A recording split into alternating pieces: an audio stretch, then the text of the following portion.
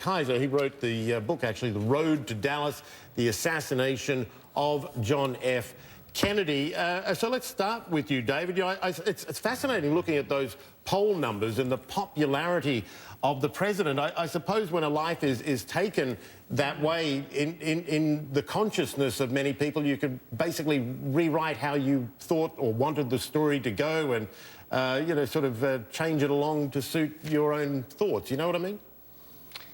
Well, certainly, but I was interested in the figures for people like myself who actually do remember him, and I think many of us think of him, first of all, as the greatest politician of his generation, the GI or greatest generation, and secondly, as emblematic of a very different America, an America of which younger Americans today have no idea, when there was a general consensus, a belief in the United States, a belief in the purposes of the United States at home and abroad, and in which Kennedy was leading a great effort not only to bring peace to the world, but to inspire the whole world with the American way of life, and to make American life fairer and more inclusive and more bountiful at home. And those were not just words for him and his contemporaries. They took all that very seriously. And in the 3 years he had, and particularly in his last year in office, he made some spectacular progress towards those goals. John King is in Dallas. Of course, he's going to be anchoring our special coverage alongside our team there on the ground. But Dallas, you know, for a long time fought against this notion, and understandably so, that it was the city that killed JFK. Trying to move on, for instance, there was an X marking the spot of where John F. Kennedy actually took that bullet that eventually killed him. That has been taken out and sort of paved over. So what about now? Why has it taken Dallas this long? Well, part of that is the political leadership, Paula and Michael, and part of it is the passing of time. I'm going to hold up for you here. This is a replica of the Dallas Morning News 50 years ago tomorrow. You know, JFK, he had his flaws, personally and politically at times. People have largely forgiven that, haven't they? Well, I guess that's true. Now, again, one reason that I look back nostalgically at that era was that at that time, and for some time before that in American life, the basic assumption observed by the media was that leaders' personal lives were their own business, and that allowed them to function as leaders and to follow their inclinations on their own time, and it certainly did not prevent people like Kennedy or Franklin Roosevelt or many others I could mention, any extramarital affairs, for instance. It did not prevent them from functioning very effectively. And it certainly didn't prevent him from functioning very effectively. Kennedy was a remarkable man in that he was totally involved in any moment he happened to be in. And if you were in the room alone with him, and many, many people testified to this, he made you feel like you were the only person in the world. And I have come to believe that that was really the way he was, that if he was in a meeting talking about the possibility of Soviet missiles in Cuba, he was totally focused on that. If he was with a young woman for an hour, he was totally focused on her. And if he was with his children, he was certainly totally focused on them. And that was him. But he was a brilliant politician and, in my opinion, a very fine diplomat and president. Historian David Kaiser, thanks so much. Also, John King in Dallas. And John, we've got plenty more to talk about with you, too, a little later as we continue our coverage from there and elsewhere around the nation.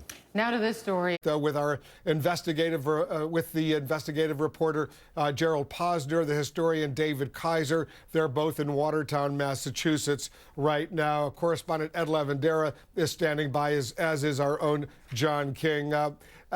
Give us a quick thought, Gerald. Let's start with you.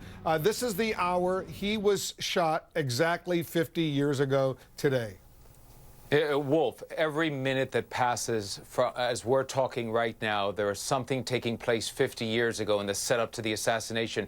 Just a few minutes ago, as a matter of fact, 3 of Oswald's co-workers in the Texas School Book Depository decided to go downstairs for lunch. And one of them said, "Are you coming along to him?" And he said, "No, send the elevator back up." And they went down. And in the next few minutes, as the president's coming down Main Street, it's Lee Harvey Oswald who's taking some boxes and starting to form the sniper's nest that police will find after the assassination. So the lead up to 12:30, when the president is killed, is filled with the time for the preparation for the killing by Oswald, and we're passing those every moment as we're speaking right now. David Kaiser, give me a quick thought as we begin our special coverage this hour. You've spent a lot of time academically studying this moment. Well, I did, and I had written a book about Kennedy and Johnson in Vietnam during the 1990s, and then came the big release of documentation thanks to the JFK Records Act, which gave me the opportunity to look into the assassination. I do agree with Gerald Posner that Oswald killed the president. I disagree in that I think he did it on behalf of organized crime. But it took a long time to understand that, because we had to understand the context, which involved Robert Kennedy's war on organized crime and the ways in which they were thinking about retaliating and certain links and connections that Oswald and Ruby had and so on. But I laid that out all as thoroughly as I could some years ago in The Road to Dallas. Your book and Gerald Posner's book. We'll get to that a little bit later this hour. I want to go to John King right now. He's on the scene for us in Dallas. John, you're there with Ed Lavandera, our longtime Dallas correspondent. John, I know you grew up in Boston. The JFK assassination 50 years ago this hour had a really powerful impact, especially on folks in Massachusetts, his home state. Certainly, Wolf, the Kennedys it was Camelot in the country, I guess they called it at the time, but the Kennedys had been, and then from those days on were, because of Ted Kennedy. Bobby Kennedy obviously was a senator from the state of New York, but the Kennedy family was the royal family of Massachusetts for some time, and I was just a week shy of 3 months when President Kennedy was assassinated, so I have zero memory of it, but my mother used to tell me about that day in the house, about sitting on her lap when she was watching the television reports of that horrified day. And if you grew up in Boston, the Kennedys were a legend, as I mentioned the other day, and a lot of the Irish Catholic households in the neighborhood I grew up in, if you walked into the front hallway or into the kitchen, there'd be a picture of Jesus Christ and a picture of Jack Kennedy. That's just the way it was in the neighborhood growing up. So it's interesting to be here on this special day, a somber day planned here in Dealey Plaza as we approach, as you noted. We're now just moments away from 12:30 when the motorcade. The investigative journalist Gerald Posner and the historian David Kaiser is joining us from Watertown, Massachusetts. Let me get both of your reaction. First, Gerald, to you. This unbelievable 90% approval rating for the late president. What do you make of that? You know, Wolf, it's because Kennedy was all about the unfulfilled promise of what his presidency would have been. I mean, cut down only 2.5 years into his presidency. Everybody looks at him today and says if he had stayed for another, 5.5, 6.5 years, he would have fulfilled all the things we hoped he would have. He would have done civil rights like LBJ. He would have ended Vietnam on a quick note.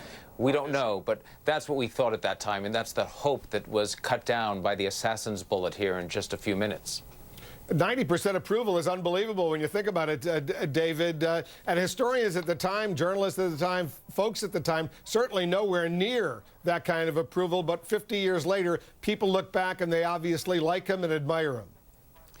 Well, I think he stands for his generation, the GI generation, the greatest generation. He stands for a different time in American politics and American life, which in many ways now looks like an age of innocence, but it was an age in which we all shared a belief in the ideals of America, in the purpose of America, both at home and abroad, and he embodied that.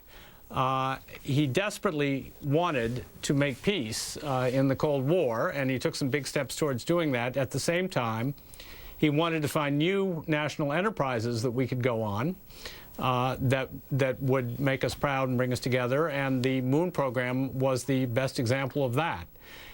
I think there is a sense that in some ways, at least, we have not had as capable a president as him in the years since. And again, I think that the nostalgia for him among people your age and mine and older, Wolf, is that he represents an America when our political system worked much better than it does now, when the nation had common values to an extent that it does not have now, and when we could solve problems in a way that we're having a great deal of difficulty doing now. Yeah, the color Wolf, guard. If I could just hold on one second, Gerald. I just want to tell our viewers what they're seeing. The color guard with bagpipes entering Dealey Plaza for this memorial service at the bottom of the hour. Once again, there will be that moment of silence. David McCullough will also read from some of the more memorable moments of President Kennedy's speeches as well. So we have a lot to look forward to. Hold on for a moment, Gerald, because I want to bring Jeff Greenfield into this conversation, our old friend. He's written an amazing new book entitled If Kennedy Lived, and it really is amazing. You learn a great deal about what potentially, Jeff, could have happened. But give us a thought or two right now as we remember this hour, 50 years ago exactly.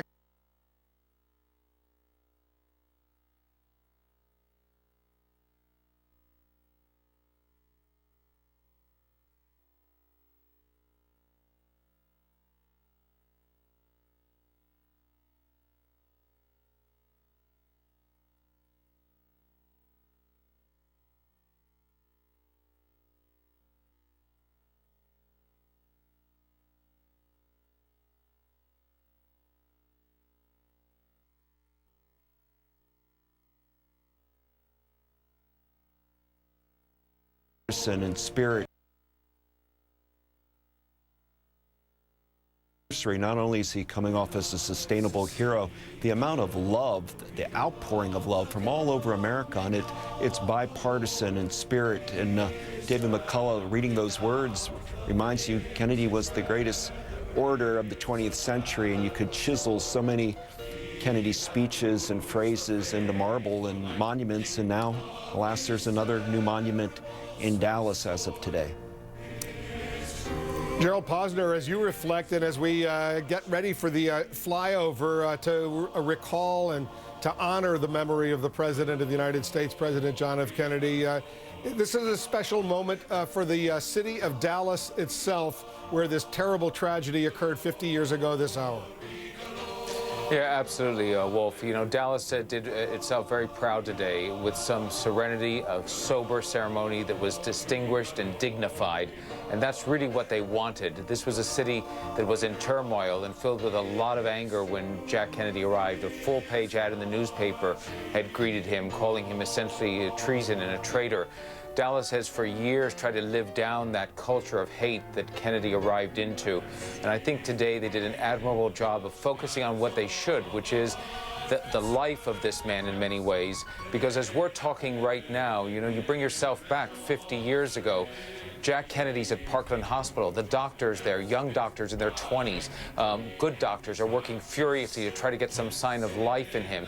In just another hour, Jackie Kennedy, who our heart goes out to because we see her there with her husband, is going to take an ambulance ride with 4 Secret Service agents and a brigadier general to Air Force One with her husband, but her husband's in a casket.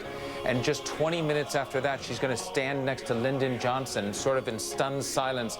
We've seen that as he's sworn in as president. And then for the entire ride back to Washington, she sits in the back of the plane with the casket. There's no way you can go through the emotions of today without wanting to turn the car around, turn the motorcade back when it's getting to Dealey Plaza, because we know what's coming up. And as a nation, our heart goes out to Jack Kennedy and to the entire Kennedy family. Dallas had just the right approach to this today. David Kaiser is the historian, the author of The Road to Dallas. He's with us as well. What do you think folks should leave with from this hour, from this special coverage, this honoring, this recalling the late President of the United States? Well, I want to agree with Gerald Posner that the city of Dallas did a wonderful job. I want to commend the mayor in particular for a very fine speech, which seemed to me to be just about exactly the way John F. Kennedy, I think, would have wanted to have been remembered 50 years after his presidency, no matter how it had come to an end. It was very well done, and again, I could not help feel, I said earlier that Kennedy represented a different America with different values, and as I heard Wolf Blitzer read those, as I heard David McCullough read those magnificent words, I felt that again, and I hope, again, that younger Americans listen to those words carefully and that they will study Kennedy himself, because he and his time so much embodied the virtues of which we are so desperately in need today, and which we could rebuild if we began to do so. All right, David, hold on for a moment. We'll take a quick break, the flyover, when we come back.